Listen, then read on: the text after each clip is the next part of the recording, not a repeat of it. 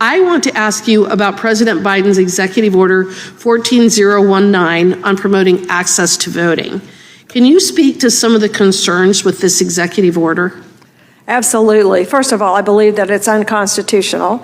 But having said that, why is it that the Biden administration has absolutely resisted every effort to turn over any of the plans by any of the agencies? The House Committee on Administration issued subpoenas in July to every cabinet secretary and have asking for the plans for implementing Executive Order 14019.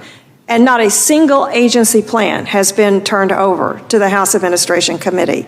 And I included in my written testimony a file from a whistleblower who sent to me. He is a U.S. Marshal, and he sent the Department of Justice guidelines, instructions to all the U.S. Marshals, requiring them, notifying them that they are required to offer voter registration materials and voter education materials to everyone with whom they come into contact, including, and he sent me a file of someone who had to be registered to vote, who is a prisoner in a Texas federal facility.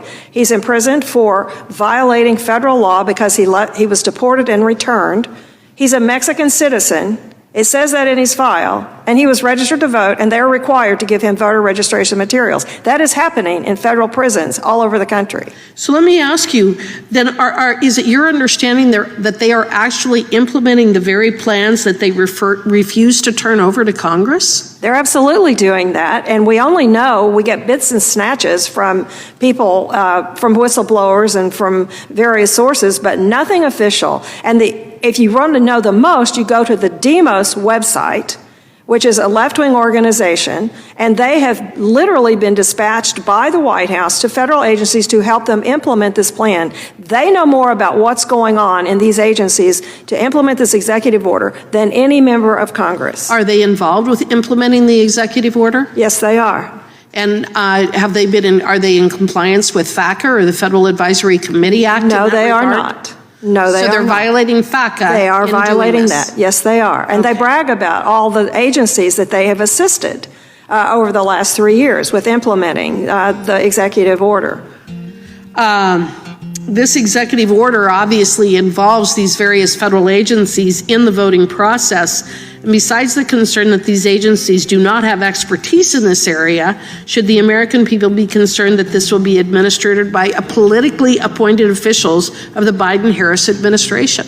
Well, absolutely, because the original executive order required that every plan had to be submitted to the White House, to the director of the Office of Domestic Policy, which at the time was held by Susan Rice. And it also goes on to say that federal funds and grants will be disseminated through the White House by the Office of Domestic Policy, by Susan Rice, and we do not know to this day who got the grants, how much they got. We know nothing about that. So in terms of these plans, were they all submitted to the White House for review?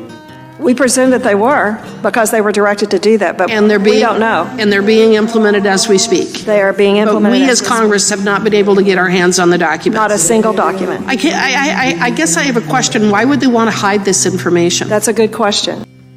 Mother Earth will swallow you. Lay your body down. Find the cost of freedom buried in the ground.